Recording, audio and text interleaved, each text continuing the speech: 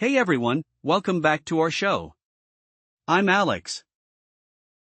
And I'm Jamie. Thanks for tuning in. Today we're diving into a topic that I think a lot of us can relate to, the most unforgettable travel experiences, especially the little lessons we pick up along the way. Oh, there are always so many lessons, aren't there? Sometimes they're fun, sometimes a bit painful. That's so true. And I was actually thinking about my last trip just the other day. You remember when I went to Italy, right? Of course. You came back with all those wild stories. Wasn't there something about a missed train? Ugh, don't remind me. Okay, I'll tell that story, but first, how about you? Any recent travel mishaps? Oh, definitely. Actually, it's kind of funny now, but at the time, not so much. I was in Japan last summer, and I learned the hard way about taking advice from locals without doing my own research. Oh no. What happened? So I was staying in this little guest house in Kyoto. Super friendly host, really helpful. I told him I wanted to visit a small art island called Naoshima. Have you heard of it? I think so. Isn't it famous for all the art museums and those big pumpkin sculptures? Exactly. So my host insisted that the best way to get there was to take the local trains instead of the high-speed bullet train. He said, "You'll see more countryside, it's much more peaceful." Sounds good in theory.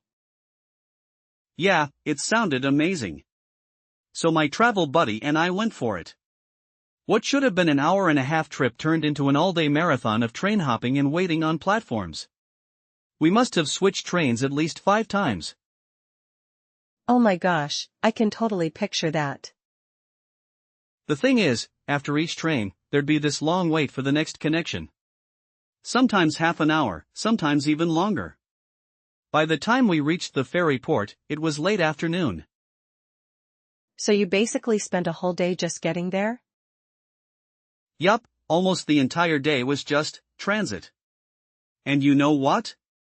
In the end, we probably could have just paid a bit more and taken the bullet train, saved hours, and actually enjoyed more of the island. That's a good lesson for all of us. Sometimes saving time is worth the extra cost, especially when you're traveling. Absolutely. But once we finally got there, it was totally worth it. The island is beautiful, full of art everywhere, even outside the galleries. Did you get to rent a bike and explore? Oh, that's another story. All the blogs recommended renting a bike, so we were excited. At the guest house, some Scottish travelers told us, "You should really get the electric bikes, the island is full of hills." Did you listen to them? Nope. I was feeling stubborn and confident, so I got a regular bike. How hilly can it be? I thought. Famous last words. Exactly. The hills were brutal. I'm not kidding, I thought my legs would give out. Meanwhile, people on electric bikes were just gliding past us, waving and smiling. That's so classic. You always want to prove you can do it the hard way. I know, right? But honestly, the views from the top were incredible. There's something special about seeing the ocean from up high, even if you're out of breath and drenched in sweat. Did you at least get to relax afterward? Oh yes. There's this amazing beach at the bottom of one of the hills. We went swimming as soon as we got there, and get this, they had a beer vending machine right on the beach. Wait, really? That's awesome.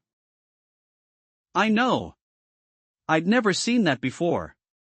So we grabbed a couple of beers, sat on the sand, watched the sunset. All the exhaustion just melted away. That sounds perfect. Sometimes those little surprises are the best part of traveling. For sure. And the next morning, we woke up early to visit the art galleries. There's a famous Japanese architect, Tadao Ando, who designed a bunch of the buildings. I've heard his work is really minimalist and modern, right? Exactly. Some of the galleries felt almost like art pieces themselves, just clean lines, lots of concrete, and the way the light came in was amazing. Even if you're not a huge art fan, it's pretty inspiring. Did you get to see the famous pumpkin? Yes. That's one of the most iconic things on the island. There are actually a couple of them by Yayoi Kusama, just sitting out by the water. I've seen pictures, they look so cool. Yeah, it's kind of surreal to see them in person. So after all that, would you go back? Definitely. My only regret is that we didn't have enough time to see all the galleries. I'd plan at least 2 nights next time. That's always the way with travel, you never have quite enough time for everything. So true. Okay, now tell me about your Italy adventure, the missed train story. Alright, here we go. So, I was in Florence, and I had this grand plan to catch a morning train to Venice. I booked my ticket ahead of time, set my alarm, everything. Sounds organized so far. That's what I thought. But of course, I stayed out way too late the night before, eating gelato and wandering the city. I ended up oversleeping and woke up in a panic. Oh no. I threw everything into my bag, ran to the station, and literally watched my train leave as I ran onto the platform. That's the worst feeling. Seriously. I had to buy a last-minute ticket for the next train, and of course, it was way more expensive. Ouch. That's an expensive gelato. Tell me about it. But you know what? While I was waiting for the next train, I started chatting with another traveler who had also missed their train. We ended up exploring Venice together later that day and actually became really good friends. See, that's the magic of travel. Even the mishaps can lead to great stories and new friends. Exactly. Now I try to remember that whenever things go off plan. That's a good mindset. Sometimes it's the things you can't control that make the best memories. 100% agree. So, looking back, is there anything else you would have done differently on your trip? Besides taking the electric bike? Maybe planning just a little bit more. I like to be spontaneous, but sometimes a bit of research saves you a lot of hassle. I'm the opposite, I overplan everything. Maybe we balance each other out. That's what makes these conversations so fun. So, if you could give one tip to someone planning a big trip, what would it be? I'd say, leave room for surprises, but don't underestimate the value of planning the basics, like transportation and accommodation. Great advice. For me, it's, don't be afraid to talk to locals or other travelers. Some of the best experiences come from random conversations. That's so true. And bring comfortable shoes.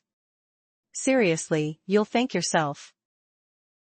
Amen to that. Well, I think we've both learned a lot from our travels. Absolutely. And hopefully, our stories help a few listeners avoid some of our mistakes, or at least give them a laugh. That's what we're here for. Before we go, just a reminder, if you want to hear more of our travel tales or have questions about planning your own trip, you can always reach out to us on our website or social media. We love hearing from you. Thanks so much for listening, and we'll be back next time with more stories and tips. Safe travels, everyone. Bye for now.